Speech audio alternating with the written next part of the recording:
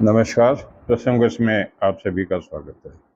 प्रसंगवश में आज हम बात करेंगे 3 उपलब्धियों की। पहली उपलब्धि बात करेंगे प्रधानमंत्री नरेंद्र मोदी के बीकानेर दौरे की।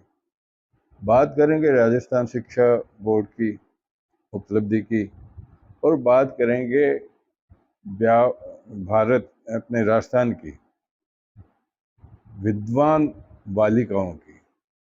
बालिकाओं ने बाजी मारी। इसके बारे में भी उपलब्धि रूप से आपको अवगत कराऊंगा, लेकिन शुरुआत करते हैं प्रधानमंत्री नरेंद्र मोदी की बीकानेर यात्रा। प्रधानमंत्री नरेंद्र मोदी की पिछले 5 दिनों से तय बीकानेर की यात्रा आज संपन्न हो गई।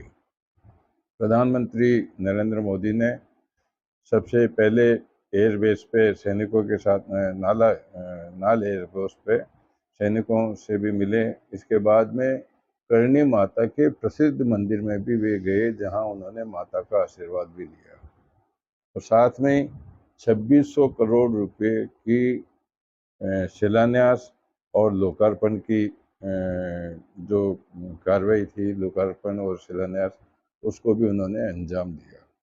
लेकिन बात करते हैं राजस्थान माध्यमिक शिक्षा बोर्ड की।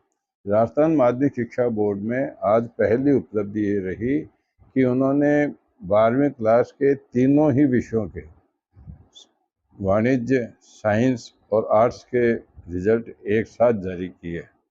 यह एक उपलब्धि कही जाएगी, लेकिन इससे बड़ी उपलब्धि कही जाएगी राजस्थान की उन बेहतरीन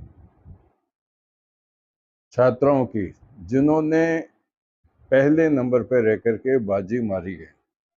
ठीक है, पहले नंबर पर सभी विषयों में छात्राएं प्रथम रही, टॉपर रही, लेकिन सबसे बड़ी बात है कि इनमें से अधिकांश छात्राएं ऐसी थी जो कोई ठेले वाले की बेटी है, कोई श्रमिक की बेटी है, कोई किसान की बेटी है, कोई शिक्षक की बेटी है, कोई फ्रूट बेचने वाले की बेटी है।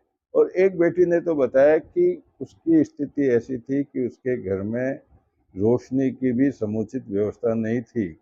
अक्सर उसके घर में लाइट चली जाती थी और उसने टॉर्च की रोशनी में पढ़ करके और अपना जो आज का रिजल्ट है उस मुकाम पर वो पहुंची।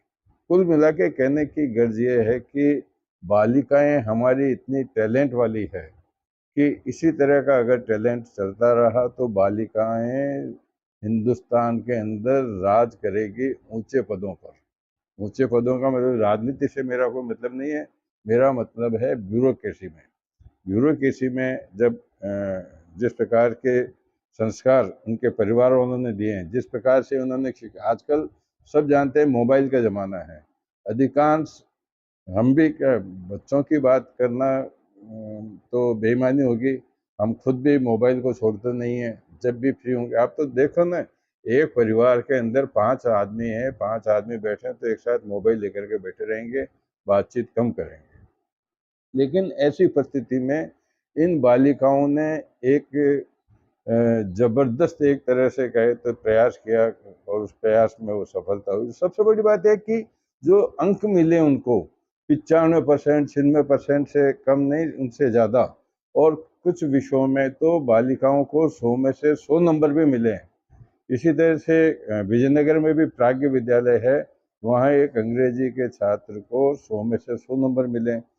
साइंस में भी जिस बालिका ने प्रथम स्थान प्राप्त किया है, टॉपर है, 99.60% उसको मार्क्स मिले हैं। मार्क्स भी उनको पूरे भरपूर मात्रा में मिले। मतलब इनकी पढ़ाई की जो कसौटी थी, उस कसौटी का नतीजा ये आया है कि बालिकाओं ने अपना परचम फहरा दिया।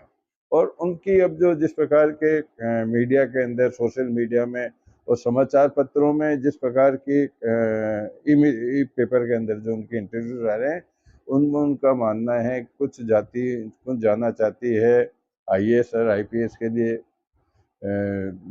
यूपीएससी का एग्जाम देने के लिए। कुछ लोग राजस्थान प्रशासनिक सेवा में जाना चाहते हैं और कुछ लोग रक्षा विभाग की सेवा में भी जाने की इच्छा रखती हैं। तो कुल मिलाकर के ये भी एक गौरव की बात है। गौरव की बात इसलिए भी है कि जिस प्रकार के वातावरण में बालिकाएं रहती हैं, उनको घर का काम भी करना पड़ता है, उनको सामाजिक कार्यक्रमों में भी आना जाना पड़ता है। लेकिन उसके बावजूद भी पढ़ाई में जिस प्रकार का उन्होंने अपने परिवार के साथ में जैसी परिस्थिति थी, उस परिस्थिति के अनुकूल अपना रिजल्ट बनाया, निश्चित रूप से वो बधाई के पात्र हैं, उनके परिवार वाले बधाई के पात्र हैं। और सबसे बड़ी बात है कि जिस प्रकार के टॉपर्स के या जिस प्रकार के 98, 99, 99 से भी अधिक प्रतिशत उनके प्राप्त करने वाले हैं, वे ऐसे श्रमजीवी लोग हैं जो रोज़ कमाते हैं, रोज़ खाते हैं। तो हम भी उन सभी को बधाई देते हैं, और जो लोग पीछे रह गए हैं उनसे भी हम आशा करते हैं कि वो भी अब प्रेरणा लेकर के और आने वाली परीक्षाओं में अपना भी परचम फहराएंगे। इसी को लेकर के आज के प्रसंगों को हम विराम देते हैं। कल फिर नए प्रसंग के साथ मैं आपके सामने उपस्थित होऊंगा। तब तक के लिए नमस्कार।